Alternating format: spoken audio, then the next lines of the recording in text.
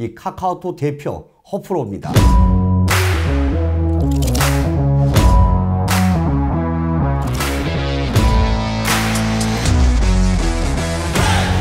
안녕하세요. 이 카카오톡의 허프로입니다. 오늘은 우리 시청자분들이 상당히 많이 궁금해하실 바로 이 기아자동차 전기차죠. EV6입니다. 근데 우리 시청자분들한테 제가 한 말씀 드리고 싶은 건데, 다른 건 아니고 이 전기차 구매에 있어서만큼은 한 번 더 이 심사숙고하시는 게 좋지 않을까. 특히나 이 데일리카로 있으실 때는 조금 더 심사숙고를 하셔야 됩니다. 왜 그러냐면 모든 여론이라든지 어떤 이 포털 사이트에 이런 것만 보시고 거기에 휩쓸려서 이 전기차를 만약에 잘못 사게 된다면 이 물을 수도 없고 가정에 이 커다란 이 아픔이 될 수가 있습니다. 모 유튜버님께서 이 EV6 전기차를 타고 이 부산까지 갔더라고요. 근데 총 운행 거리를 보니까 한 340km가 됐습니다. 근데 서울에서 만약에 부산까지 간다면 무조건 400km가 넘습니다. 그래서 이 허프로 생각에는 이 데일리카로 쓰시면 중간에 무조건 충전을 한번 하셔야 됩니다. 그런 불편함을 감수할 수 있다면 사실상 전기차를 구매하시는 것도 좋습니다.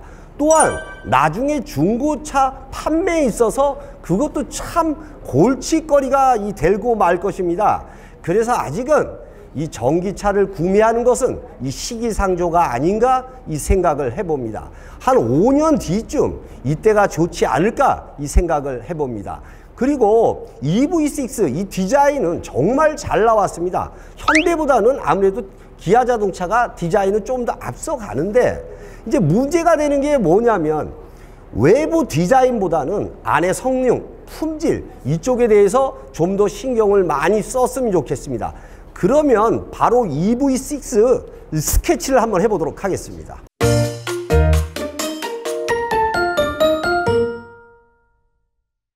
자, 시청자 여러분, 먼저 헤드라이트를 보도록 하겠습니다.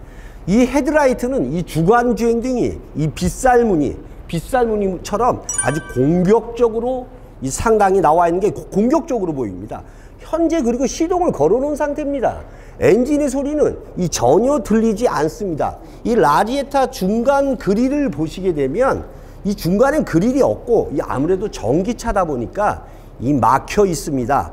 이 막혀 있고 아래 부분도 보면 플라스틱 재질인데 이 무광 재질입니다. 그리고 하이그로시 재질인데 이 사실상 여기 이렇게 자세히 보시면 이 플라스틱이 고급 플라스틱 같지는 않습니다. 여기서 조금 원가를 줄이려고 노력을 많이 한 흔적이 보여요.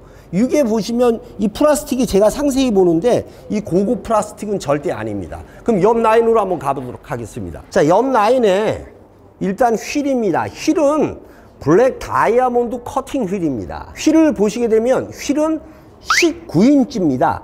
아무래도 공기 저항을 많이 받지 않기 위해서 이렇게 이 공기가 들어가는 부분을 이 좁게 만들었습니다. 공기 저항을 덜 받기 위해서입니다. 이 사이드 라인을 보도록 하겠습니다.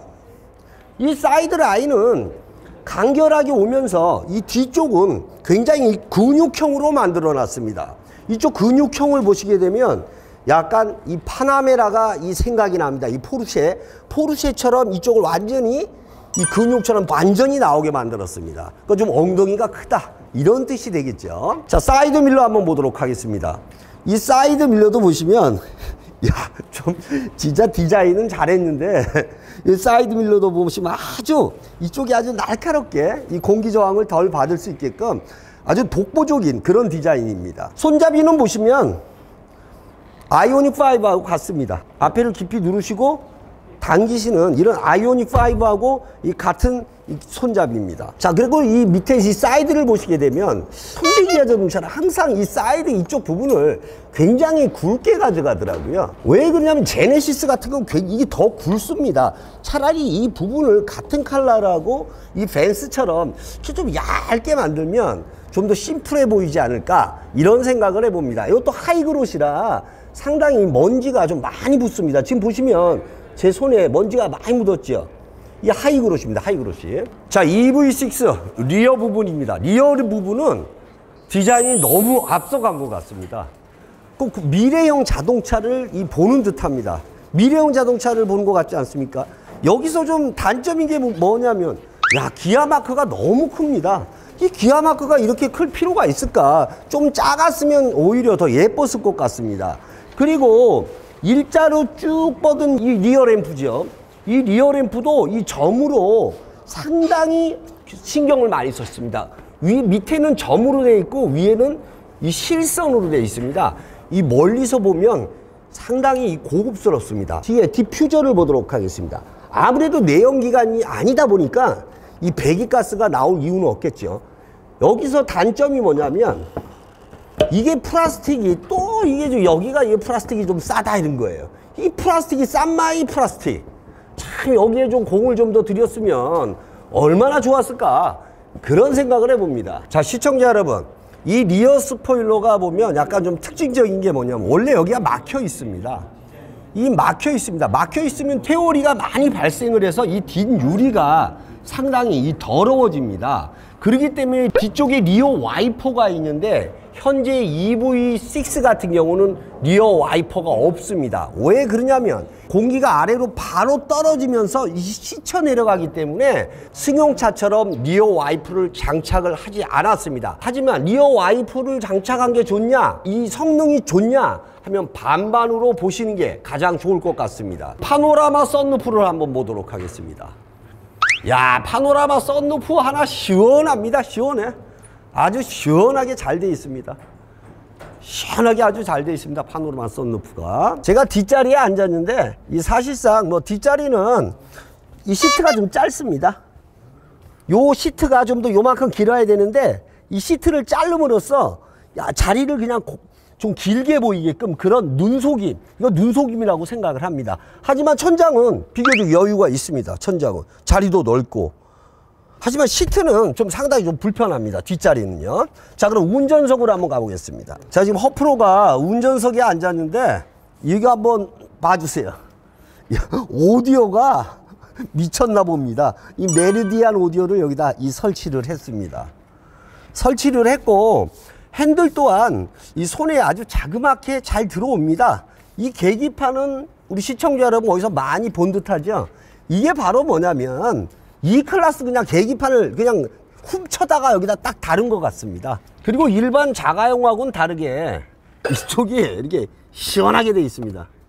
시원하게 되어 있고, 그리고 운전석의 의자는 정말 상당히 불편합니다. 저는 이거 봤는데 너무 불편해요. 의자가 좀 좁습니다. 이 좁아요. 그러니까 경차의 좌석보다 조금 크다고 얘기할까요? 좀 상당히 불편합니다. 이 살이 좀 찌신 분들은 이거 이 차 타시면 못 타실 것 같습니다. 좀 자리가 너무 의자가 작습니다. 이 암레스트 부분을 키우는 바람에 아무래도 의자가 작아진 듯 합니다. 그리고 여기서 또 칭찬할 만한 것은 뭐냐면 이 대시보드입니다. 대시보드.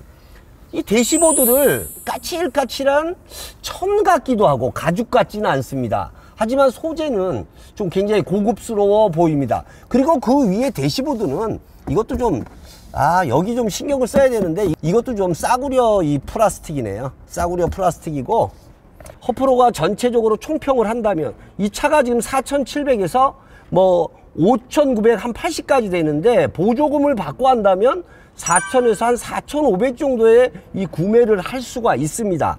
하지만 제 생각에는 이 정도의 옵션이면 K5 3천만 원짜리 모델보다도 못하지 않나, 이런 생각을 해봅니다. 시청자 여러분, 전기차 구매하실 때는 허프로 얘기 들으시고 정말 다시 한번 심사숙고하신 이후에 이 차를 구매하시기를 바라겠습니다.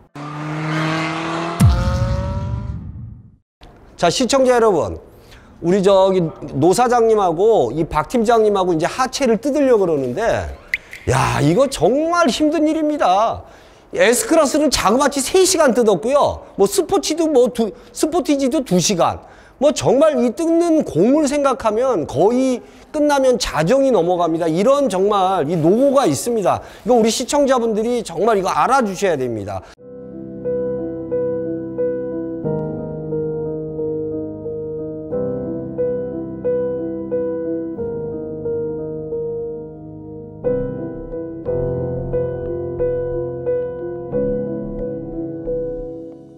안녕하십니까. 이 카카오톡의 허프로입니다.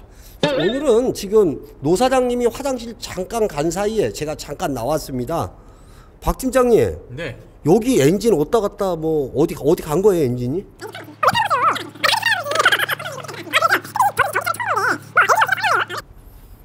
노 사장님 또 오셨어. 좀 더 있다 오지. 신나게 하고 있는데. 왜 자꾸만 내가 없을 때만 내 마이크까지 쳐고 계시네 거. 아니 근데 왜 이러시는 거예요 지금?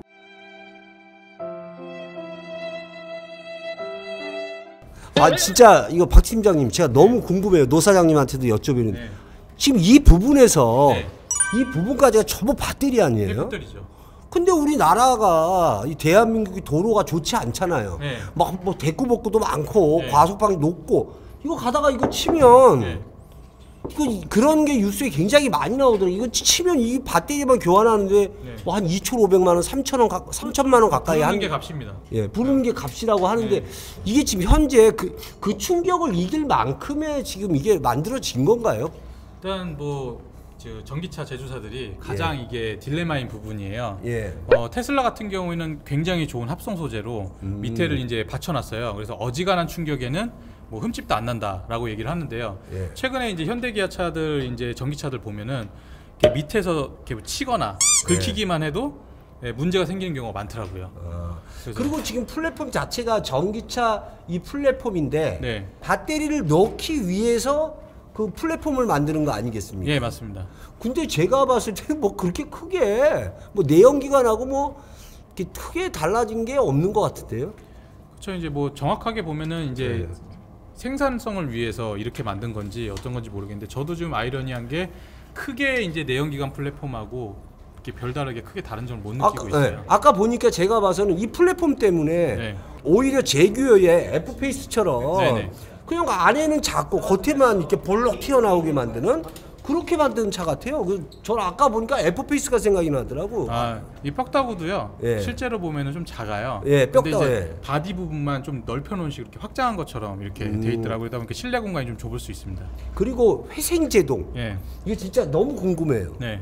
아니 진짜 이거 뒤로 후진을 하면 뒷바퀴로 네. 전기가 충전이 되나요? 아니요. 안 돼요? 네, 그건 아니죠. 후진하면 후진하는 거고요. 어떤 분들은 그냥 후진하면 네. 이게 충전이 된다고 그러시는 분들이 계셔가지고. 그러면 후진하면 무한정 갈 수 있겠네요. 그렇게 되나요? 네, 그렇게 되는 거죠. 그건 전혀 아니다. 네, 전혀 낭설이다. 아닙니다. 네. 이건 확실히 네, 100% 확실한 낭설. 겁니다. 제가 제일 궁금한 게 뭐냐면 네. 회생제동. 네, 회생제동. 그 회생제동이 됐을 때 이게 쉽게 얘기하면 브레이크 밟기 전에 네. 이 브레이크가 아니라 브레이크입니다. 브레이크를 밟기 전에 발을 얹기 시작하면 그때부터 회생제동이 걸리기 시작해요. 그럼 거기에 모다가 이렇게 달려 있는 건가요? 아니요. 원래 지금 달려있는 모달을요. 예? 네, 인버터에서 예? 전기를 공급을 하게 되면요. 예? 동력이 전달이 되는 거고요. 예. 회생제동이라고 해서 브레이크를 밟게 되면 인버터 쪽에서 이게 그러니까 스위치 전환하듯이 전환을 시키는 거예요. 그럼 얘가 발전기가 됩니다. 그래서 그 발전되는 양, 그러니까 회생제동이 뭐냐면 그냥 쓸 때 얘가 부하를 걸어주는 거예요. 발전을 하게 되면 토크가 걸립니다. 그럼 그 토크를 가지고서 회전하는 거 같은 발전량 가지고서 배터리를 다시 충전하는 게 회생제동입니다. 쉽게 얘기하면 이거네. 우리 예전에 자전거 탈 때 보면 네네. 그러니까 어른들 네. 뭘 틱 하면 이렇게 헤드라이트 막 자전거 들어올 때, 네, 불 들어올 때, 네, 뭐 그런 그런 원리 같은데 네. 그 회생 제동을 했을 때 네. 과연 충전은 어느 정도 되나요? 굉장히 미미하다고 보시면 돼요. 굉장히 미미하다. 네. 없는 듯 있는 듯하다. 그렇죠. 뭐 만약에 특정 조건이 뭐 만족을 한다 그러면 예. 뭐 내리막길을 계속 가는 조건이다. 그럼 엑셀을 밟았다 뗐다 하면 회생제동이 되겠죠. 저는 그래서 회생 제동할 때는 이 바퀴에 이렇게 모다가 좀 달려가지고 이렇게 하는 건가 했더니 그런 거죠. 아주 진짜 정말 많이 오늘 좋은 거 많이 배웠습니다. 우리 노 사장님 오시네요. 노 사장님. 네. 타치. 우리 노 사장님 타치. 시청자 여러분 안녕하세요. 이제 아직도 하체우리가 아직도 안 끝났습니다. 제가 다리가 너무 아프고 나이가 있어서 그런지 우리 노 사장님 아직도 기운이 철철 넘칩니다. 철철 넘쳐.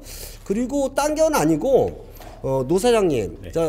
노 사장님한테 여쭤뵙고 싶은 거는 우리 시청자분들이 지금 전기차를 사야 되냐 말아야 되느냐 이런 정말 선택 장애가 굉장히 노인분들이 상당히 많습니다. 네네. 노 사장님의 의견은 어떠신지 진짜 전기차를 어떻게 해야 되는지 선택 장애를 갖고 계신 분한테 한 말씀 좀 해주셨으면 감사하겠습니다. 뭐 쉽게 얘기한다라고 하면 과거에 130년 전에 마차에서 증기기관이나 내연기관 마차로 넘어갈 때 그 이데올로기가 있었어요. 사람들이 말이 끌지 않는 마차를 탄다는 거는 악마가 하는 짓이다. 막 부정탄다. 그러니까 내연기관 말이 없이 마차를 타는 거에 대해서 굉장히 거부감이 있었단 말이에요. 그리고 내연기관이 120년이 넘도록 지구에서 사람들의 편의를 해주는 이동수단으로 쓰여졌죠. 120년 동안 썼던 내연기관을 버리고 이제 전기로 가는 차를 넘어가는 이 이데올로기에 있는 건데, 사실 저는 전기차는 어떤 패러다임의 변화에 있어서 중요한 게 기름만 넣고 가는 게 아니라 이제 인프라 구성이라고 해서 전기 충전소라든가 그 다음에 전기차만을 위한 어떤 정비 시스템, 전기차의 중고차 리사이클, 그리고 발전소에서 공급하는 전력 공급의 용량, 이 모든 것들이 이 사회의 인프라하고 맞물려 있기 때문에 이런 것들이 아직까지는 획일적으로 이렇게 잘 정리된 게 없어요. 그렇죠. 정부기관도 마찬가지고 지자체도 마찬가지고 뭐 구청이나 어디에서도 이거에 대해서 답을 주질 못해요. 그래서 저는 전기차가 지금 저는 시작 단계라고 보기 때문에, 어떤 사람들은 그래, 지금 보조금이 있을 때 안 사면 나중에 못 산다. 보조금을 주다가 안 주면 사람들이 사겠습니까? 그렇죠. 안 사죠. 예. 보조금을 없앤다는 건 말이 안 되죠. 전기차의 값이 현실적으로 바뀌든가 보조금이 어떻게 정책적으로 해서, 저는 중요한 게 충전 문제가 해결이 돼야 되는 거고, 더 중요한 건 지금 우리가 전기차를 선택하는 모델이 많지 않아요. 근데 제가 라이브에서 늘 말하듯이 2023년이 되면 우리나라에 꽤 많은 선택을 할 수 있는 전기차 종류가 늘어나고, 2025년 정도 되면 더 많은 브랜드와 어느 정도 안정된 전기 충전 요금이라든가 제도적인 것들도 안정이 될 거예요. 그래서 제일 중요한 게 내가 이거를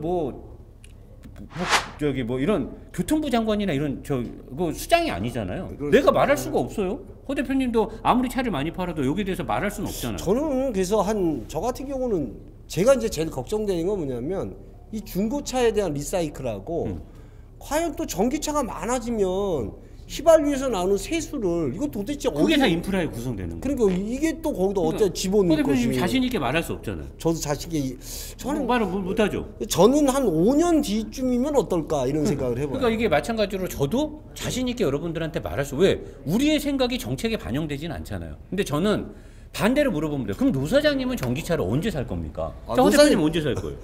저는 조금 더 이따가 분명을 하려고요. 저는 이런 허 대표님의 질문에 대해서 확실하게 대답은 못 드리겠지만, 그냥 제 기준으로 보면 저는 2025년도에 살까 말까를 고민을 할 수 있겠다예요. 내가 전기차를 살까 말까를 나는 2025년도쯤에 고민을 하겠다. 그럼 난 노 사장님이 전기차 사면 나도 바로 살 거야. 형님하고 똑같은 거 살라고요. 됐죠? 자, 네. 자, 지금까지 이 카카오톡의 허프리였고요. 이 모시기 어려운 노 사장님이었습니다. 네, 감사합니다. 감사합니다.